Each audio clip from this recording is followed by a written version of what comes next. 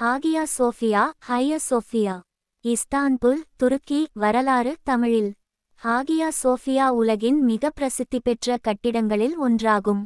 இதன் பெயர் கிரேக்கம் மொழியில் புனித ஞானம், ஹோலி விஸ்டம் என்று பொருள்.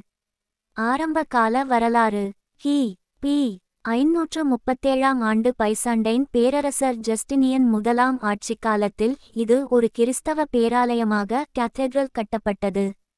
அந்த காலத்தில் உலகின் மிக பெரிய தேவாலயமாக இது விளங்கியது. அதன் மிகப்பெரிய குபேரம் டோம் பைசாண்டைன் கட்டிடக்கலையின் உச்ச சாதனையாக கருதப்படுகிறது. ஒட்டோமான் காலம். 1453ஆம் ஆண்டு ஒட்டோமான் பேரரசர் மெஹ்மத் இரண்டாம் மெஹ்மத் தி கான்கரர் கான்ஸ்டான்டினோபிளை கைப்பற்றிய பிறகு ஹாகியா சோஃபியா மசூதியாக மாற்றப்பட்டது. அப்போது மினார்கள், மனரட்ஸ் சேர்க்கப்பட்டன. கிறிஸ்தவ ஓவியங்கள் சில மறைக்கப்பட்டன. இஸ்லாமிய கல்வெட்டுகள் மற்றும் கலைப்பணிகள் சேர்க்கப்பட்டன. அருங்காட்சியகமாக மாற்றம். 1935ஆம் ஆண்டு துருக்கியின் முதல் ஜனாதிபதி முஸ்தபா கெமால் அதாதுர் காலத்தில் ஹாகியா சோஃபியா அருங்காட்சியகமாக அறிவிக்கப்பட்டது.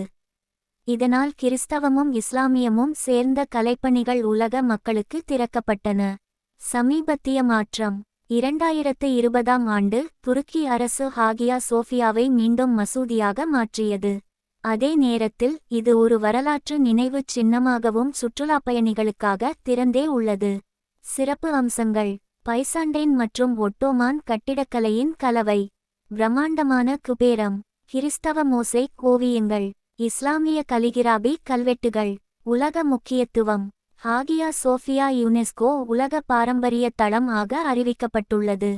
இது மதங்களின் வரலாறு, கலை, அரசியல் மாற்றங்களை ஒரே இடத்தில் காட்டும் ஒரு உயிரோட்டமான சின்னமாகும்.